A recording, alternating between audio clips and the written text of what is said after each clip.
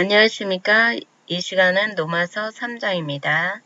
로마서 1장 18절부터 2장까지는 인간의 본질, 인간이 스스로 주인이 되고 하나님을 알기를 싫어하고 인정도 안 한다. 그런 상태를 하나님이 내버려 두었다라고 했습니다. 또한 율법을 받지 않은 인간들도 자기 기준으로 남을 판단하니 그 기준으로 판단하는 인간들도 심판을 당할 것이라고 했습니다. 율법을 받은 자나 안 받은 자나 행위에 따른 심판의 결과가 있을 것이라고 했습니다. 3장부터는 하나님께서 행위에 따른 심판을 하려는 목적을 설명해 줍니다. 로마서 3장 1절에 그런즉 유대인의 나음이 무엇이며 할례의 유익이 무엇이냐. 그런즉 접속어는 짧게는 1장 18절부터 2장 29절까지 내용의 원인을 설명하고 하나님의 공의 속성 앞에서는 유대인이라고 안 봐준다. 무조건 행위에 대한 결과는 다 똑같다. 행위대로 심판하시는 하나님의 공의 속성 앞에서는 율법대로 행하지 않으면 유대인이나 헬라인이나 이방인이나 모양으로 봐주는 게 없다는 것을 이어주는 접속사입니다. 나아가서 심판의 목적을 알려주기 전에 로마서 전체의 논리 전개를 하는 데 있어서 1차적인 서론입니다. 율법 아래서는 어느 인간이나 조금이라도 나음이 없기 때문에 인간끼리 서로 간의 행위에 따라 옳고 그름을 판단할 수 없습니다. 행위에 대한 결과로는 모두 죽을 수밖에 없는 인간이기 때문에 인간에겐 소망이 없습니다. 그럼 유대인이라고 해서 이방인보다 특별히 더 봐주는 게 없는 유대인이 택한 백성으로서 나은 게 뭐가 있는가? 라고 분명히 유대인들은 이렇게 물을 것을 대비 바울이 스스로 먼저 묻습니다. 하나님의 택한 백성이라고 할례까지 받았는데 할례 받은 이점이 무엇이 있느냐고 너희들이 물을 것이다. 베냐민 족속 중 바리새인, 율법 전문가, 율법 박사인 바울이 자문자답으로 2절에서 곧이어 바울이 답도 해줍니다. 2절에 범사에 많으니 첫째는 그들이 하나님의 말씀을 맡았음이니라. 범사에는 여러 면에서 유대인의 이점이 많이 있다는 것입니다. 3장 1절에서 강하게 유대인이나 헬라인이 다 똑같다라고 직선적으로 실망을 준 것을 조금이라도 다독거리고 포용하는 마음으로 유대인의 나음이 범사에 많다. 그러므로 지금까지 유대인들이 가지고 있었던 유대인으로서의 자긍심은 있다라는 논법입니다. 할례를 받은 유대인으로서 분명 은혜가 있다. 유대인이 이방인보다 나음이 여러 가지 많다. 많은 것이 있지만 첫째는 하나님의 말씀을 위임 맡았다. 첫째라고 표현한 것은 둘째, 셋째, 넷째 여러 가지 있지만 여기서는 가장 중요한 첫째만 말씀하고 9장에서 나머지를 말씀하고 있습니다. 이스라엘 나라를 세우고 유대인으로 백성을 삼아주고 조상들에게 율법을 주고 하나님이 절대자라는 것을 깨닫게 해준 것을 너희들이 알고 있을 것이다. 받았다가 아니고 맡았다라는 것은 맡겼으니 주인이 오면 찾아갈 것이라는 의미가 있습니다. 언제까지 맡았나요? 맡긴 주인이 올 때까지입니다. 시기는 하나님의 의가 나타나는 2000년 전 그리스도가 오실 때까지입니다. 그럼 주인은 누구인가요? 맡아놓은 거는 누가 찾아가나요? 하나님의 의, 그리스도입니다. 그럼 그리스도가 나타났다라고 해도 되는데 왜 하나님의 한 의가 나타났다라고 했을까요?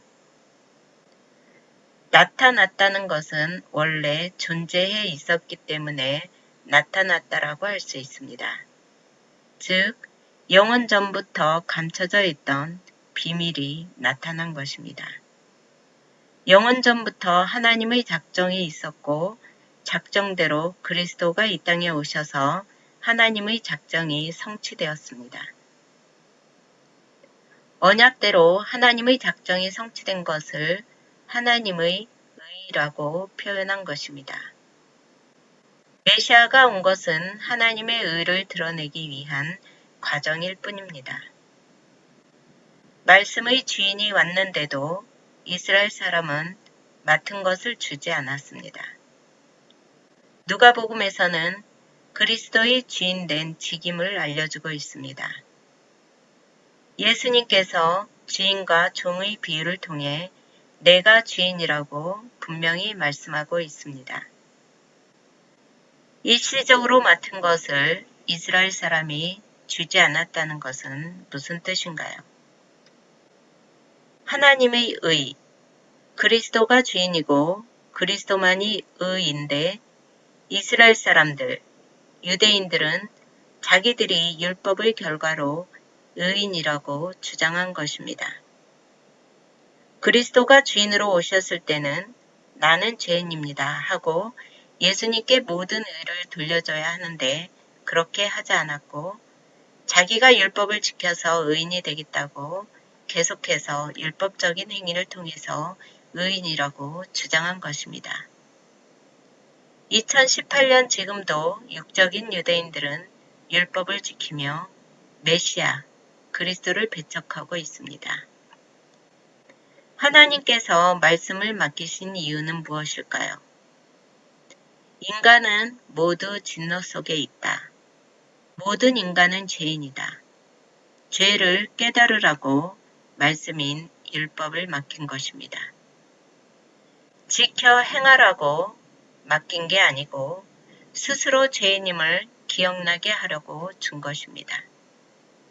그러나 육적인 유대인 바리새인은 오히려 율법을 통해 스스로 의인이라고 자기의 의를 드러냈습니다.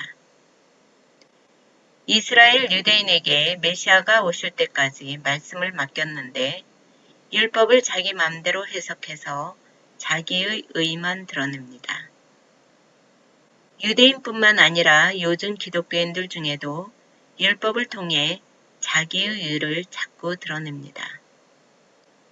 자기의 죄를 깨달으라고 율법을 맡겼는데 자기의 의만 드러내고 있으니 율법을 맡은 청지기가 주인의 뜻과 상관없이 자기 맘대로 주인의 재물을 쓴 것을 누가복음에서 비유로 말씀하고 있습니다.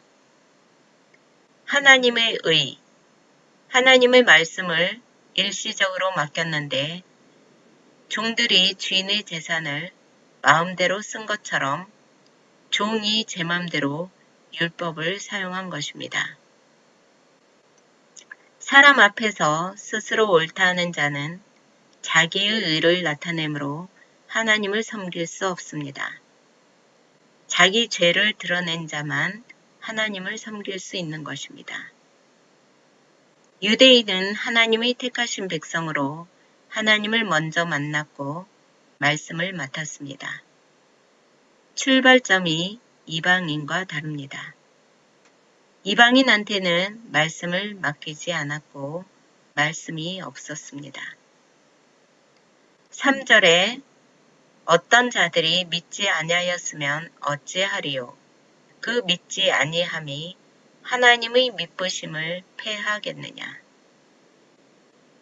유대인과 이방인이 본질적으로 새카만 죄인이라는 차이점은 없는데 외형적, 표면적 차이점은 있습니다.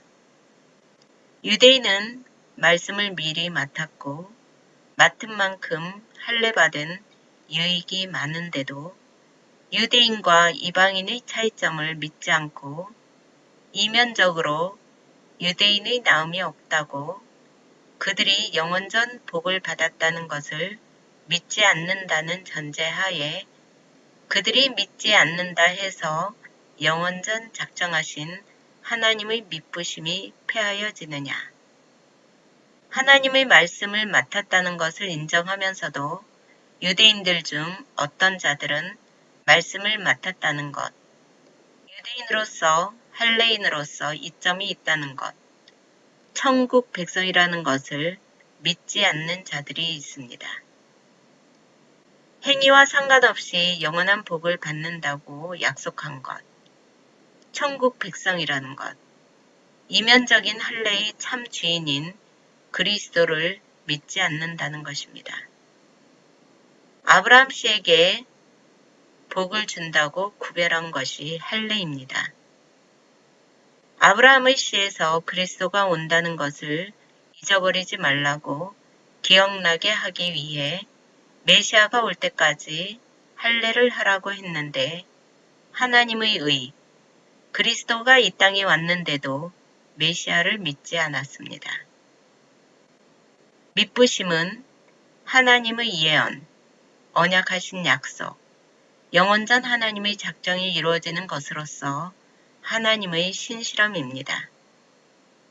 아브라함 자손들은 영원히 복을 받는다고 3000년 전 이미 하나님이 약속을 했습니다.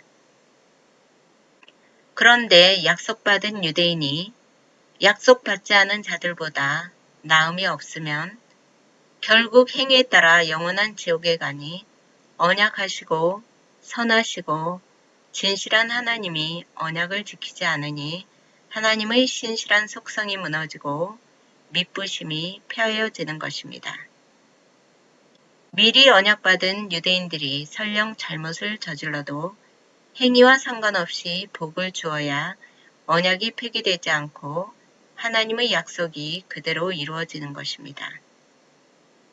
인간들이 믿지 않는다고 해서 하나님의 온전하심, 하나님의 의, 하나님께서 작정한 것이 이루어지지 않는 것은 하나님의 미쁘심이 폐하여지는 것입니다. 그리스도를 안 믿고 배척한다고 해서 그들을 지옥에 보내버리면 하나님이 3000년 전 아브라함에게 언약한 것이 폐하여지는 것입니다. 결론적으로 하나님의 미쁘심은 폐하여지지 않는다는 강한 긍정을 이끌어내기 위해 단어법으로 바울이 자문자답합니다. 4절에 그럴 수 없느니라. 사람은 다 거짓되되 오직 하나님은 참되시다 할지어다. 기록된 바 주께서 주의 말씀에 의롭다 함을 얻으시고 판단받으실 때에 이기려 하심이라 함과 같으니라. 하나님의 미쁘심은 절대 폐하여지지 않는다. 그들이 믿든 믿지 않든 하나님의 미쁘심은 영원 전부터 지금까지 변함이 없습니다. 이유는 사람은 다 거짓되지만 하나님은 참되시기 때문입니다. 미쁘다는 것은 미리 언약이 있어야 표현이 될 수 있습니다. 3000년 전에 아브라함에게 행위와 상관없이 너에게 복을 줄 것이라고 하나님의 언약이 있었습니다.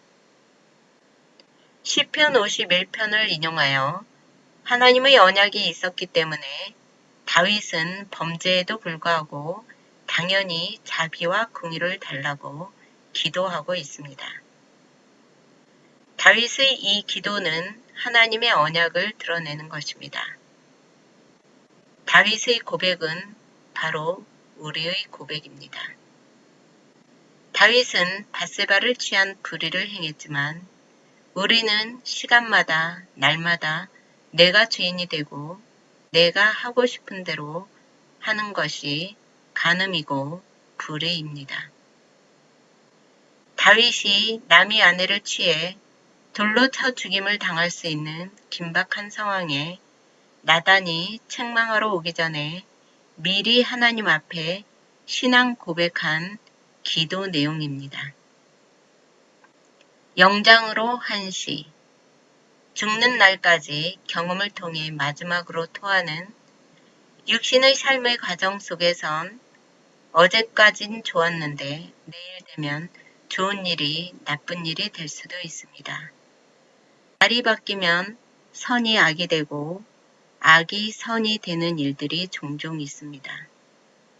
그 모든 과정을 경험하고 겪고 난 후 육신을 벗는 날 마지막에 토해내는 다윗의 사생활을 총론적으로 평가한 시입니다.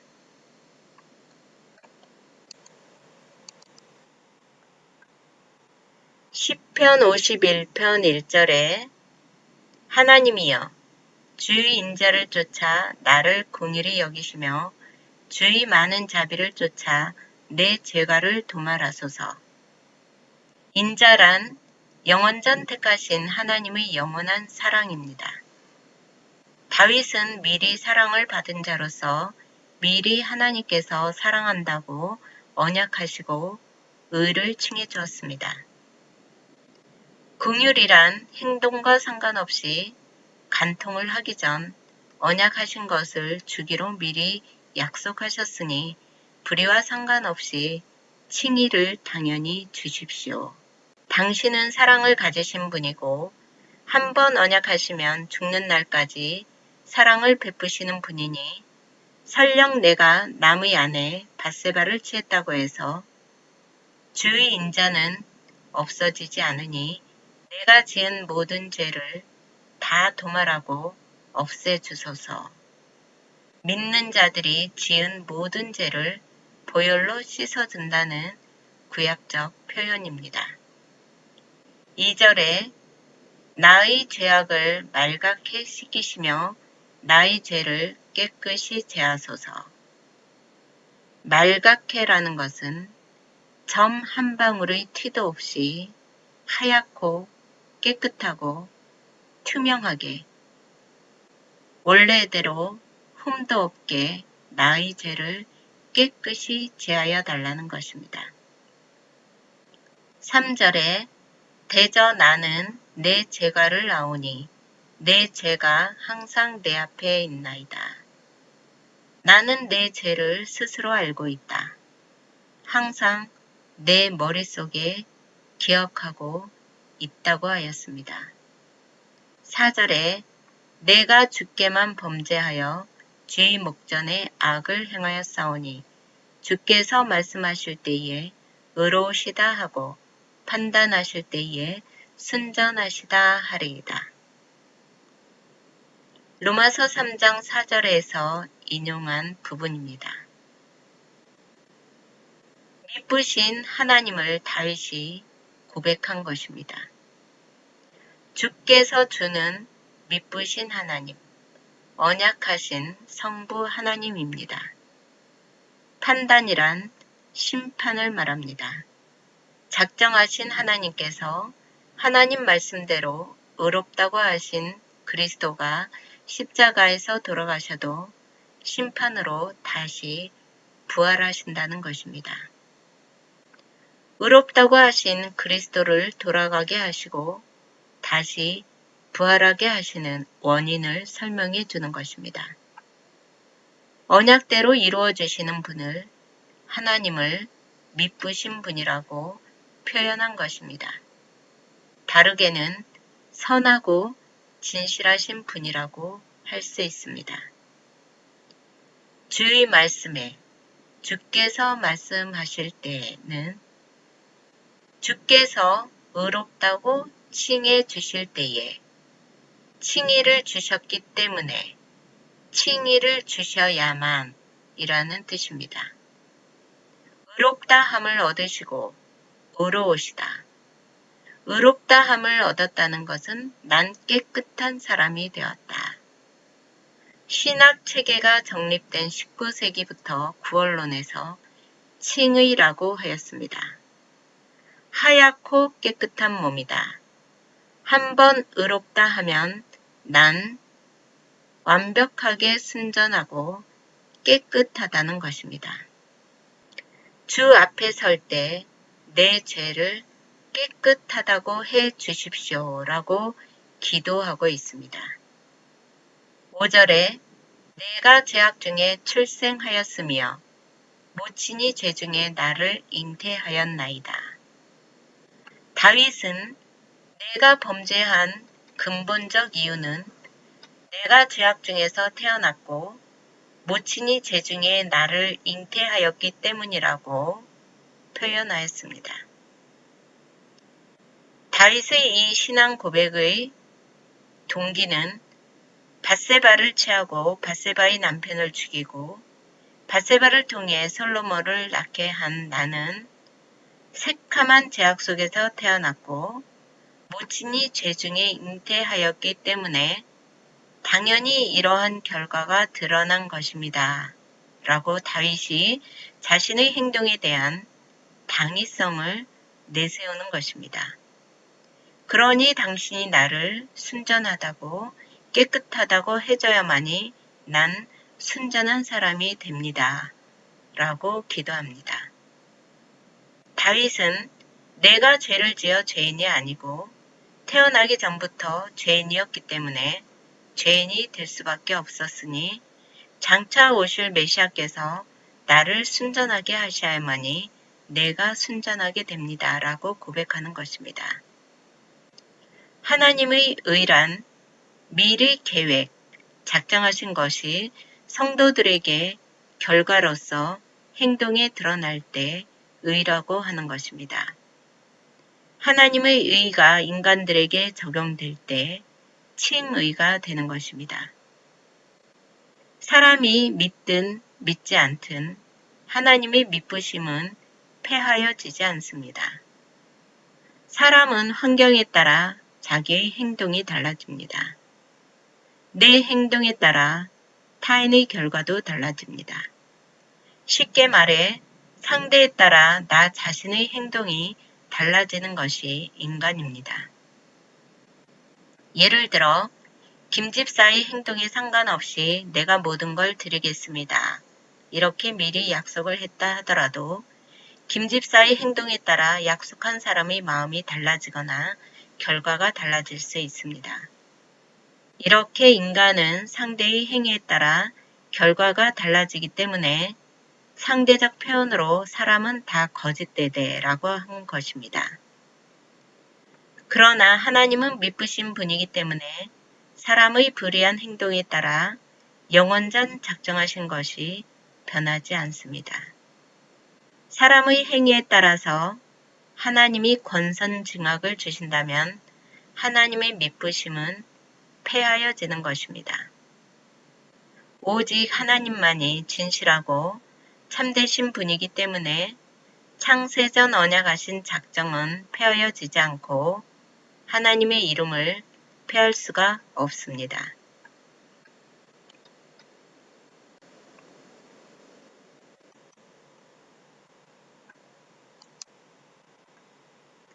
로마서 3장 5절에 그러나 우리 불의가 하나님의 의를 드러나게 하면 무슨 말 하리요? 내가 사람의 말하는 대로 말하노니 진노를 내리시는 하나님이 불의하시냐? 여기서 우리는 바울 자신을 포함하여 유대인 전체를 말합니다. 그러나 접속어는 4절에서 미쁘신 하나님이시기 때문에 우리의 불의에도 불구하고 새카만 죄인을 의인으로 만들어 하나님의 의가 드러나는 것을 부정적으로 표현한 것입니다. 옳구나. 혹시라도 다윗이 그렇게 죄를 지었는데도 하나님의 긍휼이 입혀지는 과정을 보았으니 우리도 죄를 지어도 상관없구나. 죄를 지으면 지을수록 하나님의 의가 드러나기 때문에 우리가 하나님의 법을 안 지킨 게 하나님의 의가 드러나게 된 것이 아니냐. 인간의 수준에서 하나님의 뜻을 모르고 인간들이 이렇게 곡해할 수 있다는 것을 보여줍니다. 우리가 불의함에도 우리에게 칭의를 주었으니 이상한 하나님이 아니냐. 불의할수록 하나님의 의가 드러나니 더 불의를 행하자 라고 공의의 속성으로 다른 생각, 잘못된 생각을 할 수도 있습니다. 우리의 불의에 하나님의 의가 드러난다고 해서 우리가 무슨 말을 하리요? 우리가 할 말이 있느냐? 우리는 할 말이 없다는 것입니다. 우리 성도들이 불의를 깨닫기 위해선 공의가 필요합니다. 법이 없으면 불의를 깨달을 수 없고 하나님이 율법을 주시지 않았다면 우리에게 불의가 드러나지 않습니다. 모든 사람을 불순종 가운데 가두어 둔 것이 하나님의 긍휼을 드러나게 하신 것입니다.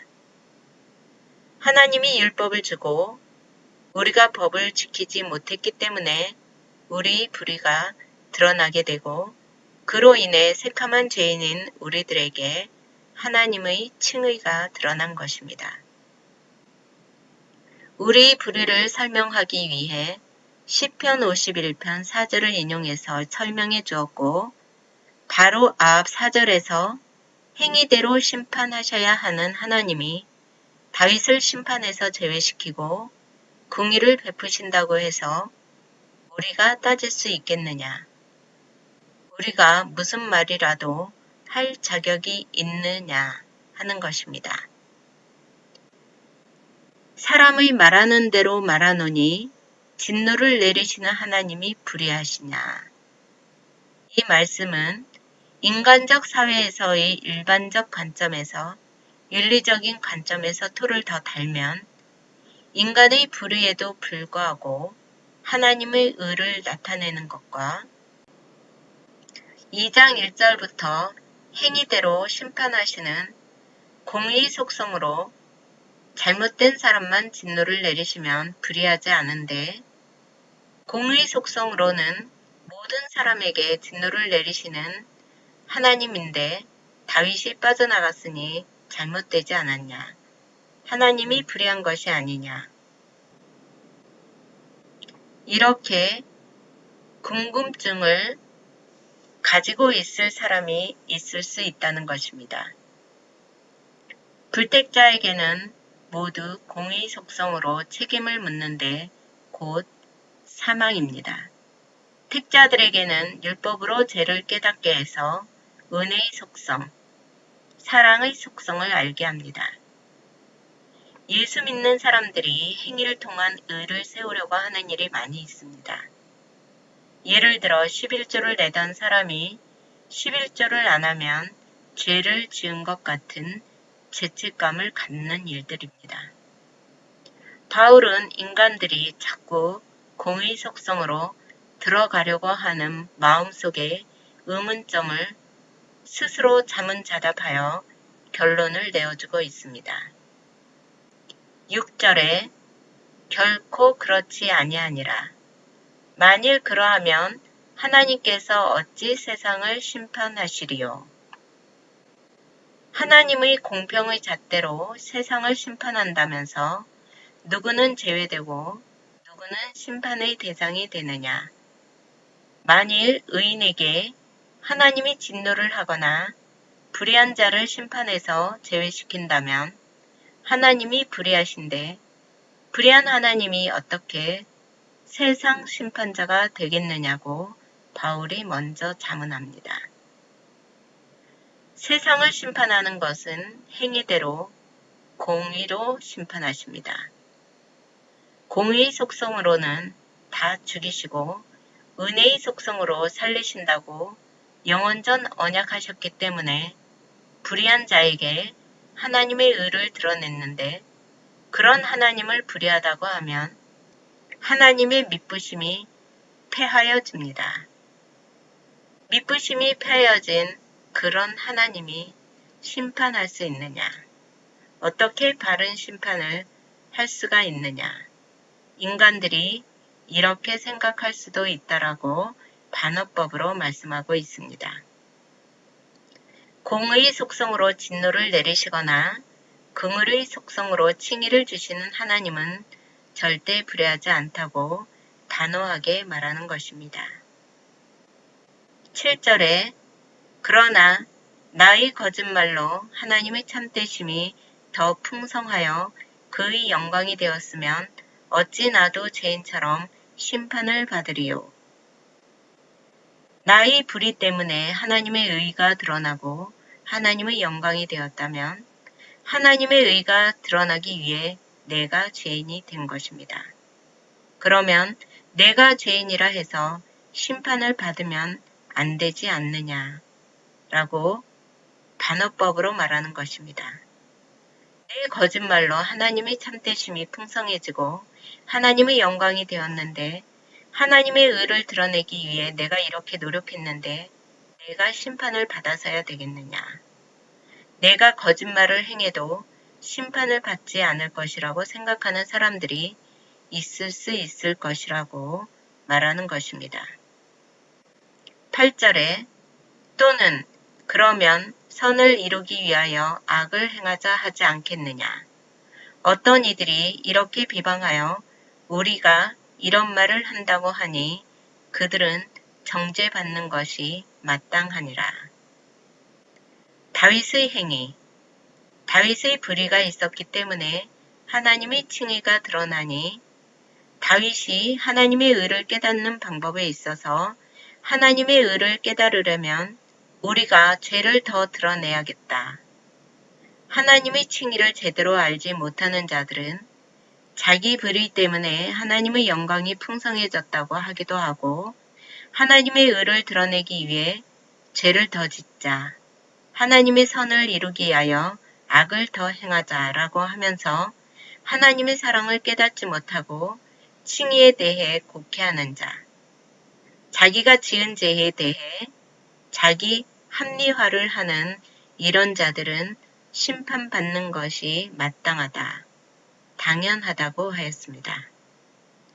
왜냐하면 나의 거짓말이나 불의 때문에 하나님의 참되심이 풍성해지거나 하나님께 영광이 되는 것이 아니기 때문입니다. 인간들이 뭔가 행위를 해서 하나님의 영광을 더 가져온다거나 하나님을 거룩하게 한다고 하나님의 의를 드러낸다고 하는 것은 인간들의 착각입니다. 하나님은 인간의 행위와 상관없이 하나님 자체가 영광이시기 때문입니다. 하나님의 사랑의 속성 아래 있는 자는 죄가 드러나면 드러날수록 더욱 부끄러움을 가지면서 하나님의 은혜를 깨닫고 하나님을 찬양하는 자가 되는 것입니다. 감사합니다.